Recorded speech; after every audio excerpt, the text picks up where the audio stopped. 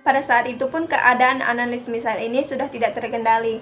Dia bahkan sering merobek pakaiannya, merangkak di bawah meja, menggonggong seperti anjing selama 2 hari. Nah, dia juga menggertak gitu dan juga memakan laba-laba mati, menggigit bangkai kepala burung yang mati, dan juga menjilat air kencingnya sendiri. Guys, welcome back to my YouTube channel lagi. Nah, kali ini aku bakal bahas satu kisah horor lagi. Nggak apa-apa kan guys, kita cerita horor lagi. Tapi ini bukan kisah horor yang kayak kemarin aku cerita tentang yang sana itu. Ini tentang satu kasus kerasukan di sebuah negara. Kalau kalian pencinta horor, kalian pasti tahu banget tentang seorang bernama Anneliese Michel yang juga diangkat dalam sebuah film judulnya The Exorcism of Emily Rose. Nah, itu film tahun 2005. Kalian harus nonton. Itu filmnya bagus sih buat kalian yang suka horor. Tapi kalau buat kalian yang nggak suka horor, ini filmnya agak sedikit sadis karena bercerita tentang kayak pengusiran setan gitu pada tubuh manusia. Nah, nggak usah lama-lama lagi, nggak usah basa-basi lagi. Kita langsung lanjut aja ke video. Let's check it! Nah, si Anneliese Michel ini lahir pada tanggal 21 September 1952 dan meninggal pada tanggal 1 Juli 1976, tepat pada usianya yang ke-23 tahun.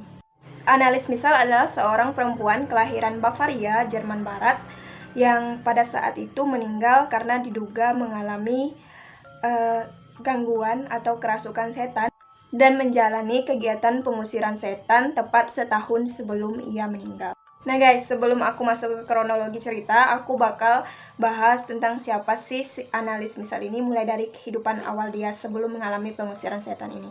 Let's check it!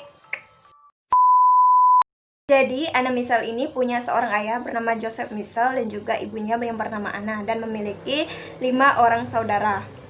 Yang pertama adalah Martha yang meninggal pada usianya 8 tahun. Yang kedua, Anneliese Michel ini sendiri. Yang ketiga, Gertrude Maria. Dan keempat, Barbara dan Reswita Christine. Jadi mereka ini adalah sebuah keluarga Katolik di Jerman Barat. Nah guys, semenjak lahirnya pada tanggal 21 September 1952 itu, Anneliese Michel ini menjalani kehidupan normalnya seperti biasa, seperti anak gadis seusianya lah. Kayak suka bermain piano, main sama teman-temannya, main apa gitu kan.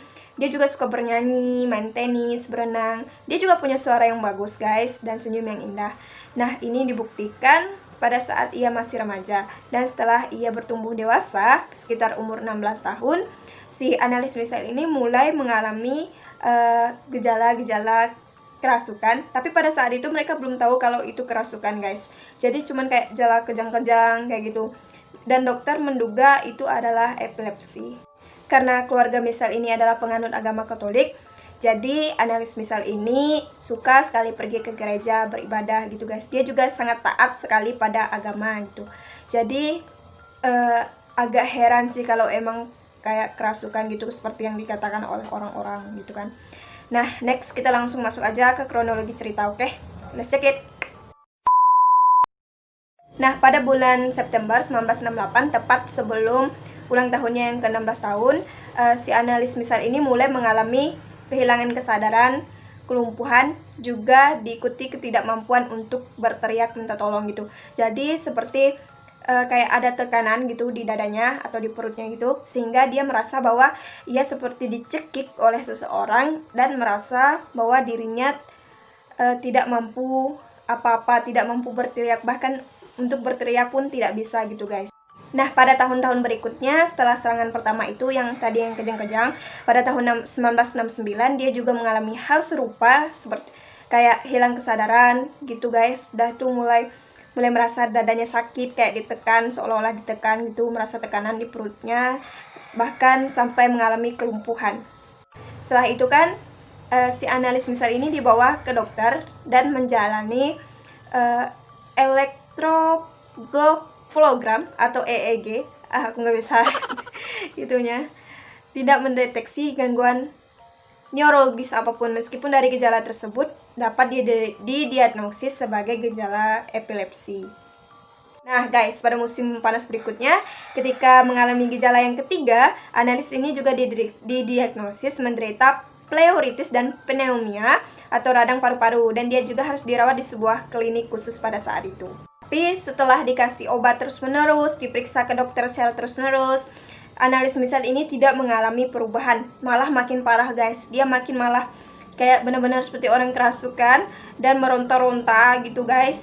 Benar-benar wajahnya sampai berubah gitu kan, mimik wajahnya berubah seperti orang yang benar-benar ingin menerkam seseorang. Dan kalau kalian pernah nonton, kalian kayak gitulah modelnya. Analis ini juga mengatakan bahwa dirinya merasa seperti dikutuk dan dibakar oleh seseorang gitu. Dan dari depresinya yang luar biasa itu, dia menghasilkan banyak imajinasi yang mengatakan bahwa dirinya memang saat itu dirasuki oleh setan. Dan bahkan pada berbagai kesempatan ia mencoba untuk membunuh dirinya sendiri dengan cara melukai dirinya sendiri. Setelah kejadian yang terus-menerus itu, keadaan Michelle semakin bertambah buruk dan ia pun dibawa ke rumah sakit jiwa. Dan pada usianya yang 20 tahun, Michelle ini dibawa kembali ke rumah karena diduga memang mengalami kerasukan setan. Karena keadaan Michelle ini sama sekali nggak berubah guys, tetap kayak gitu aja gitu. Meskipun udah dibawa ke rumah sakit jiwa, dites di dokter, dan dokter menunjukkan gejala epilepsi, tapi hal ini tidak menandakan bahwa si analis Michelle ini mengalami gejala epilepsi.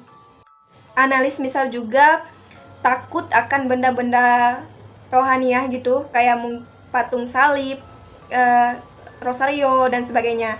Jadi dia tuh takut dengan hal-hal yang seperti itu guys. Setiap dia melihat benda-benda yang seperti itu, dia merasa bahwa dirinya merasa terancam gitu. Padahal pada kenyataannya analis misal ini adalah seorang yang benar-benar Katolik gitu, benar-benar mendalami agama. Jadi apakah karena dia sakit mentalnya, dia takut dengan benda yang seperti itu? Kan tidak.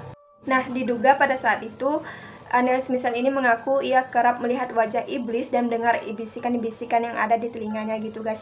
Dan yang mengatakan bahwa dirinya itu dikutuk dan akan membusuk di neraka.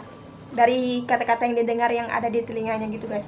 Nah, setelah itu pun keluarganya mencoba mencari pertolongan kepada para pendeta-pendeta karena pihak-pihak rumah sakit ini tidak mampu lagi menolong analis misal, karena memang si analis misal ini sudah kayak bukan si analis misal lagi, udah berubah gitu guys. Pada saat itu pun keadaan analis misal ini sudah tidak terkendali.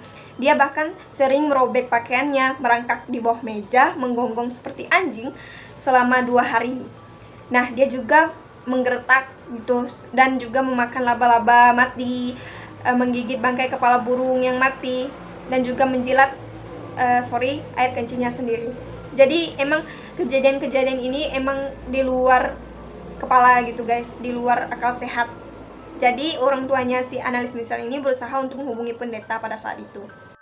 Nah, pada saat itu ibunya si analis misal ini mengunjungi seorang pendeta bernama Ernest All, dan si Ernest All ini datang ke rumahnya analis misal, memeriksa keadaan si analis misal dan mengatakan bahwa analis misal ini memang sedang kerasukan iblis gitu guys. Atau bisa dikatakan ia sedang dimasuki roh jahat. Nah, pada tahun 1973, Pastor Ernest All ini menjadi penasehat spiritualnya analis misal sampai dengan pada tahun 1975. Dan pada tahun-tahun itu, si Pastor Ernest All ini tidak melihat adanya perubahan yang baik pada diri analis misal dan memutuskan untuk meminta izin kepada Keuskupan Wurzburg, yang pada saat itu keuskupan-keuskupan yang ada di kotanya si analis misal, untuk meminta izin ritual exorcism atau pengusiran ini guys. Nah, tapi pada saat itu keuskupan tidak menyetujui adanya pengusiran setan atau ritual exorcism ini guys, karena banyaknya kendala-kendala dan juga pengusiran setan ini memang sangat jarang dilakukan pada saat itu, pada tahun-tahun itu. Nah, dengan adanya bimbingan dari Pastor Ernest ini, analis misal lebih banyak mendapat konseling atau perawatan gitu dari seorang pastor, tapi keadaan dari dia sering kerasukan ini tidak membaik guys. Nah, malah semakin parah gitu guys. Nah, jadi pernah pada suatu ketika dia sedang berada di rumahnya di Klingenberg, rumah orang tuanya tepatnya, ia mengalami kerasukan yang sangat parah dan membuat para anggota keluarga tidak kuat melawan kekuatannya pada saat itu. Kan kalau orang kerasukan biasanya dipegang kan guys. Nah, tapi pada saat itu dia benar-benar mengamuk. Bahkan ada beberapa orang yang di rumah saat itu tergigit oleh dia gitu guys.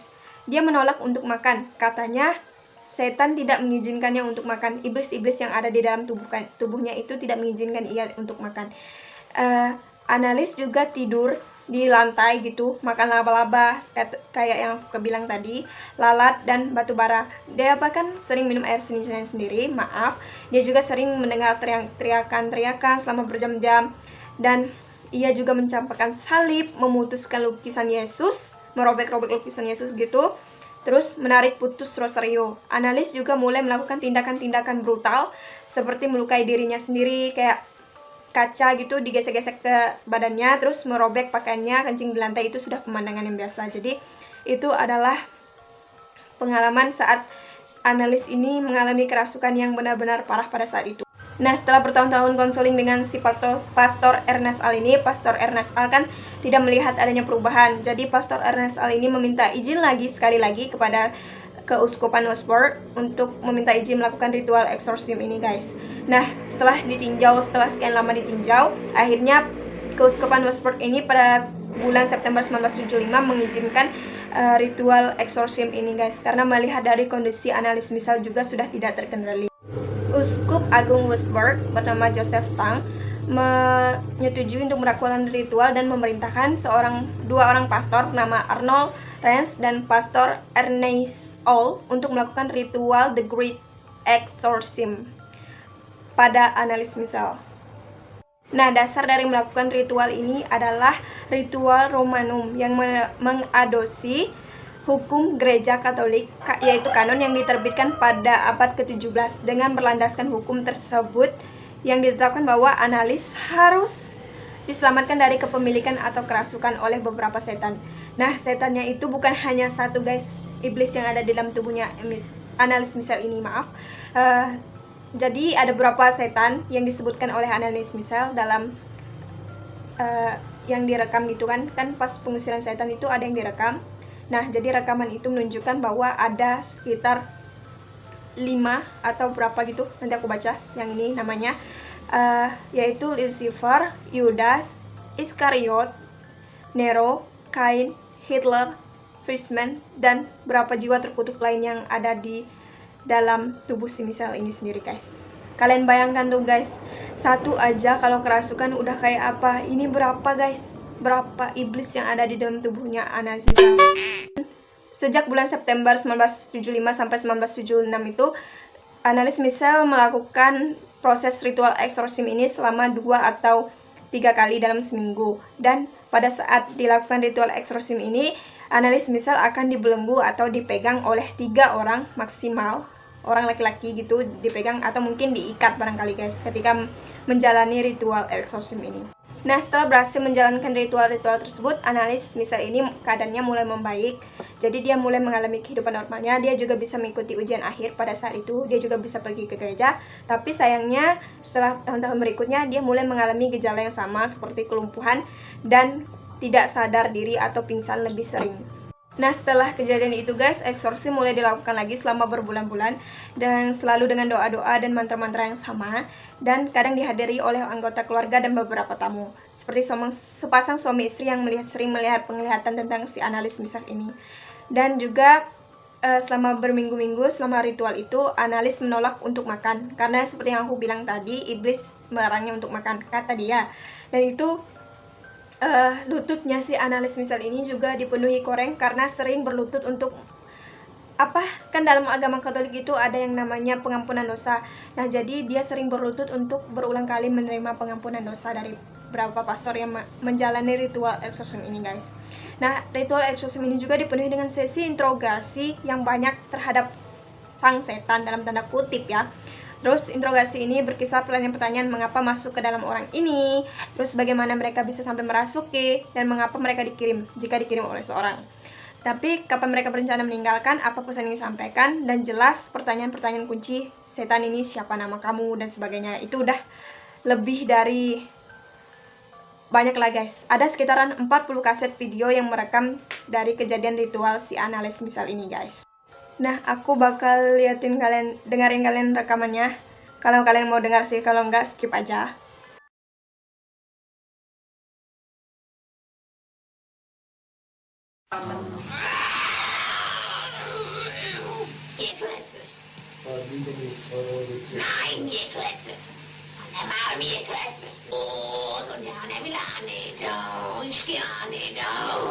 sind wir schon 3. Was soll der Schneid?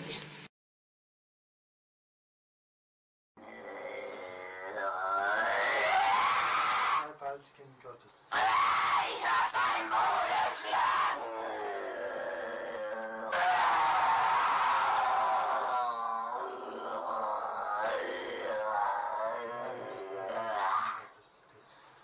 Im Namen des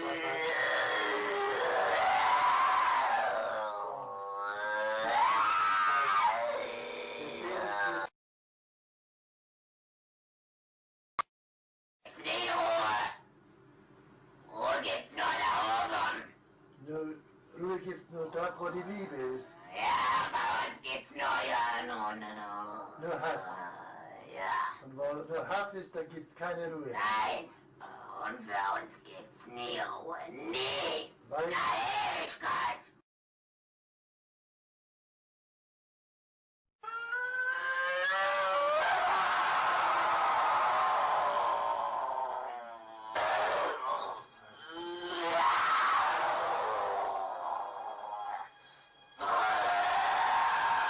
Und jetzt bin ich verdammt.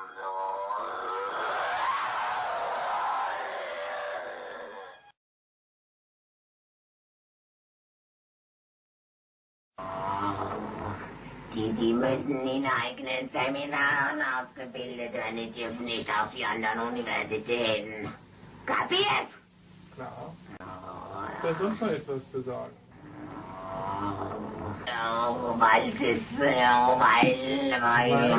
Weil der Teufel größere Macht.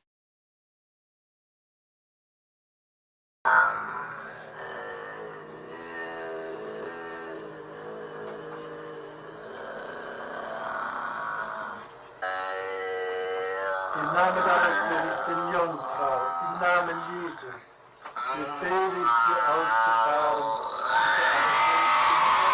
Im Namen des dreifaltigen Gottes, des Vaters, im Namen des dreifaltigen Geistes, befehle ich dir auszufahren und nicht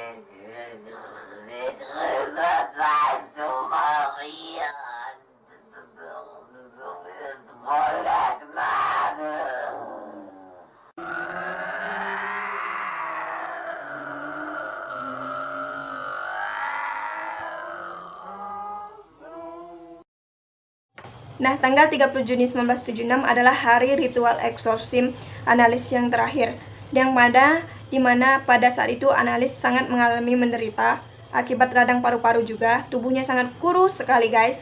Terus dia juga mengalami demam tinggi, kelelahan yang amat sangat, sambil berlutut dibantu oleh kedua orang tuanya dan memohon untuk mengakhiri ritual pengusiran ini karena membuatnya sangat menderita. Karena kata dia bilang ke ibunya kalau dia takut akan segala hal gitu, guys. Kalau kalian nonton filmnya sedih, guys, sumpah. Terus Anna Missel mencatat kematian putrinya pada hari berikutnya, yaitu pada tanggal 1 Juli 1976.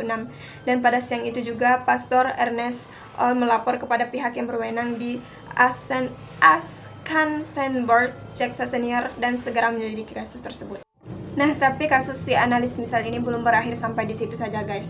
Bahkan sampai di pengadilan pun kedua orang tua si Annelies Missel ini dan juga kedua orang pastor tadi dituntut karena melakukan tindak yang mengklaim bahwa si mereka ini menelantarkan Annelies Missel dan tidak memberi Annelies Missel makan. Padahal penyakit Annelies Missel ini bisa dikatakan sebagai epilepsi gitu, guys, bukan karena kerasukan setan. Nah, aku nggak akan bahas yang tentang persidangan karena banyak banget. Jadi kalian nonton aja next ke The Exorcism of Emily Rose, filmnya si Annelies Missel ini, dan kalian pasti tahu di situ nanti ada tentang kasus persidangannya yang dimana pastor-pastor ini dihukum dan dipenjara gitu, guys, karena melakukan tindak pengusiran setan ini terhadap si Annelies Missel. Nah, makam si Annelies Missel ini sekarang dijadikan sebagai tempat ziarah sebagai bentuk dukungan dari masyarakat tentang perjuangan Annelies Missel ini yang telah melawan roh-roh jahat yang ada di dalam tubuhnya. Jadi makam Annelies Missel ini memang sangat dikunjungi, sering dikunjungi, dan juga sebagai tempat ziarah gitu, guys. setelah sekarang orang-orang percaya tentang kejadian si analis misal ini benar-benar nyata, atau bisa dikatakan analis ini memang benar-benar mengalami kerasukan setan, guys. Jadi bukan karena dia ini mengalami gejala epilepsi atau sebagainya. Nah, gimana menurut kalian? Kalau kalian percaya analis misal ini memang dirasuki setan, komen di bawah. Aku juga pengen dengar penuturan kalian. Kalau kalian banyak lagi tentang analis misal yang belum aku sebutkan, komen aja di bawah. Dan jangan lupa untuk like, komen, dan subscribe juga, karena like dan komen subscribe kalian itu memang butuh banget buat aku dan buat kita semua sih, guys. Nah, jadi sekian dulu videonya. Aku udahin aja, sorry kalau aku nggak bahas tentang pengadilannya. Tadi aku udah kasih filmnya, kalian nonton aja, di situ lengkap kok. Nah, sekian dulu guys, see you next video, bye bye.